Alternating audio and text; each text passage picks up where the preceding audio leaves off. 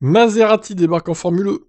Incroyable. Maserati deviendra lors de la saison 2022-2023 le premier constructeur italien à s'engager en Formule E. Maserati va faire son grand retour en sport auto et ce sera par l'intermédiaire de la Formule E. Dès la saison 2022-2023 et l'entrée en vigueur du cycle réglementaire Gen 3. La marque mettra ainsi un terme à son absence en monoplace, longue de plusieurs décennies, et s'alliera à une équipe dont le nom doit encore être dévoilé, sur un modèle similaire à celui qui existe depuis plusieurs années entre DS et Techeetah. Nous sommes fiers de renouer avec nos origines et notre passé de constructeur vedette du monde des courses, a annoncé Davide Grasso, PDG de Maserati. Nous sommes animés par la passion et innovants par nature. Nous avons une longue tradition d'excellence en compétition et prêts à mener la course à la performance à l'avenir. Dans la course vers toujours plus de performance, de luxe et d'innovation, Folgore est imbattable. C'est la plus pure expression de Maserati.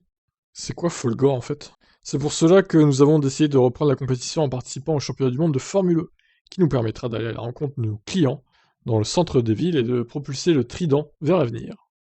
Maserati développe actuellement une version sportive de sa MC20 et prévoit de proposer une gamme totalement électrique à partir de 2025. Depuis son intégration au sein du groupe Stellantis il y a un an, une trentaine de milliards d'euros d'investissement a été planifié pour soutenir cette ambition. En Formule E, Maserati élaborera son propre groupe propulseur et deviendra le premier constructeur italien engagé dans la discipline. Et oui, parce qu'il n'y a pas Ferrari, forcément. Ils sont concentrés sur la Formule 1. Abonnez-vous à TIBF1, évidemment. Nous sommes fiers d'accueillir Maserati dans cette nouvelle maison du sport automobile mondial, qui sera dorénavant aussi la sienne, se félicite Alejandro Agag, président et fondateur de la Formule E.